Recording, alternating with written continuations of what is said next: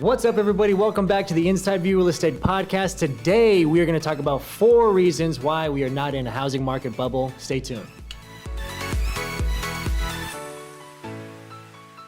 Good morning, good afternoon, and good evening, everybody. This is the Inside View Real Estate Podcast. I am your host, Josh Zuniga. I am with my co-host, Carl Foreign, and today we're going to talk about 4 reasons why we are not in a housing market bubble. Guys, this is a huge topic that's been on since last year, obviously beginning of this year, and going on even into the part 2 of 2021.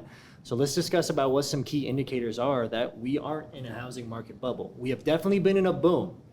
Would you agree? No doubt, 100%. 100%, we have definitely been in a boom. But is it really a bubble? And what really defines a bubble? Even for bubble pops. Yeah, right? Bubble pops, right? Yeah. Well, we're definitely up on the uptick, and it's been a very linear, gradual increase. Exponential it's just increase. Freaking nuts. But even if you go back to like 2008, during that time was post, the Great Recession, there was around 9.3 million people that actually went into foreclosure, went into short sale, actually gave their home back to the bank. Do you foresee something like that happen again? Probably not. Yeah. And I think the fundamentals are a little bit different this time around. And so I happen to have the benefit of selling real estate in that time period. Yeah. And so, back in 2003, 2004, we had something called the Fast and Easy. This is an actual product. Fast and Easy loan? Yes. Wow. So it was Okay. a no income, no asset loan done by Countrywide. And basically you say, hey, Countrywide, I make $20,000 a month. And they're like, cool. You're a forklift operator making $20,000 a month. Makes sense. Cool, we're good. And they would be buying these homes way over leveraged and didn't have, any kind of verification of funds. They didn't have many assets to back up these mortgage payments. So if anything went wrong, those mortgages defaulted instantaneously. And so that's what, the result of 2008 really was just the result of bad underwriting practices, among other things. There's some systematic errors that were made and grading of mortgages that were made, but we don't have that this time around. So, we've really made a lot of revisions, as far as like the underwriting guidelines are concerned. So we actually have to prove income. We have to actually have our own skin in the game, meaning that we have to have somewhat of a down payment. We've seen a massive price appreciation over the last really 6 years. And so people have equity. And I think one of the big questions is, one of the 4 things is, forbearance. Yep. What does the forbearance game look like? And I think, you and I were talking off camera, and there's how many millions of units are going up potentially for forbearance? Is it 1.85 million? Yeah, it was around 1.8 to 2 million homes are actually going into forbearance. Okay. So you actually hit it on the nose as far as equity, which sounds scary. Yeah. But I think 90% of those have 10% or more worth of equity in their home. Yep. So worst case scenario, they throw it in the market and they still walk away with some cash. Mm-hmm. There's still room in there for commissions and title fees and taxes and repairs and all the other stuff in there. So they can still get their way out of it potentially unscathed.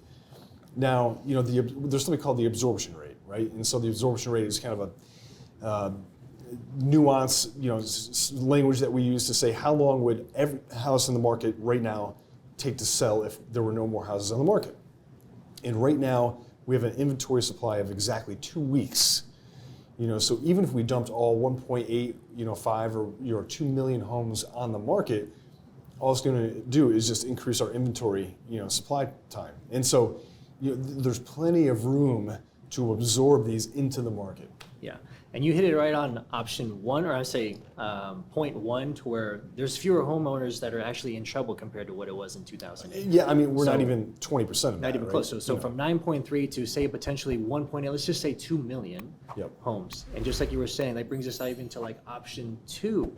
Okay, those individuals that are in forbearance, they do have a position where they actually have at least 10% of equity in their property. So if anybody can rub 2 brain cells together, they're going to say, yeah, my best option is to sell right now and fix my position. Don't go into foreclosure.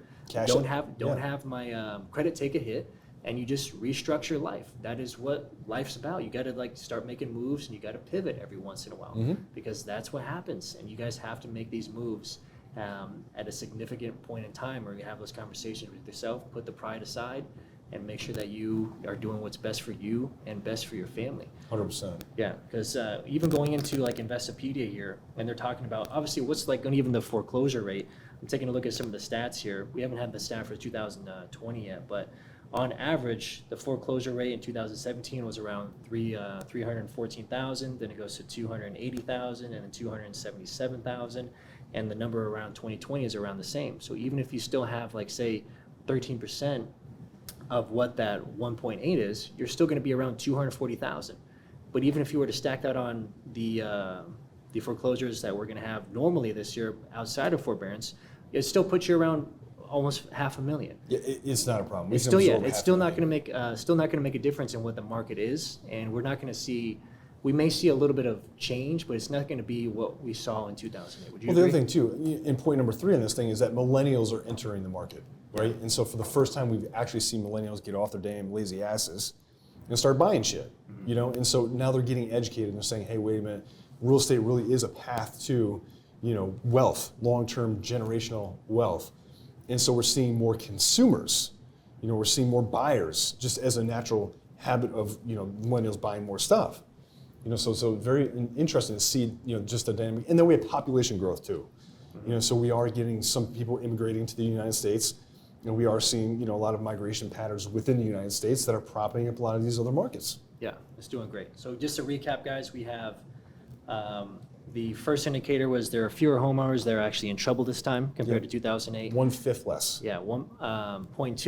You know, most of the 1.8 million in forbearance have equity in their property to sell. 10% or more. Yeah. Yep. And then obviously we discussed about it again here as well. Number 3, the current market can absorb any listings, coming into the market. Okay. Yep. Now there's obviously another big one that's obviously putting in more relief for people in forbearance, and this is coming straight from like Investopedia and the White House fact sheets. You know, just as of last Friday, the White House released a fact sheet explaining that homeowners with government-backed mortgages will be given further options to enable them to keep their homes when exiting forbearance, and that's going to be, you know, some more opportunity for individuals that are still in a really tough position Yes. to still have some relief on the side. And those are the buyers, those are the consumers, those are the homeowners that are at the most risk of losing, right? Because we know that FHA, you can put as little down as 3.5%, and there are some, you know, government-backed programs, sponsored programs that will allow you to put down less than that. Yeah. And then your VA buyers can actually finance up to 100% of that property.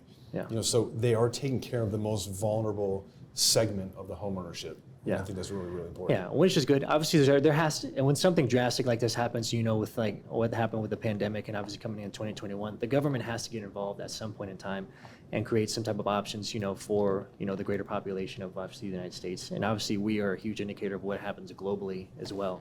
So they've gone this far and have stimulated, you know, the U.S., you know, substantially. I doubt they're just going to, you know, pull the They're rug not- out. yeah, Yeah, they're they're not not gonna leave going that, to yeah. pull out the rug from under us. Trust me, these are big guys on Wall Street that if something like that happens, they're going to know about it, and you know that's going to be a huge and drastic hit to a lot of people's pocketbooks. And I don't think there's going to be something like that that would actually occur, you know, unless, like you say, the perception of what the market is going to happen. We always talk about the perception. If they start pumping in to the media that, you know, something is happening, we're in a recession, whatever, it's something that's probably maybe even prefabricated they already know about, and now we're here just along for the ride. You have to start making decisions that's going to be best for you and your family. All right? Yep. Well done. Yep. So guys, do we foresee, you know, a housing market bubble popping? No. Do we have a boom? Yes, absolutely. That is 100% obvious that everybody can see. But do we see anything coming into the end of 2021, maybe even 2022? We don't know. You know, only data is going to tell. We're going to keep an eye on this, you know, for you guys. You know, what's going to happen in the government? Are they going to do any more programs? Is there going to be more relief? Are there going to be any more changes? We want to make sure you guys have the information so you guys can make the best and right decisions for you and your family. Until next week, guys, we love you. We miss you. We see you on the next episode, okay? Take care.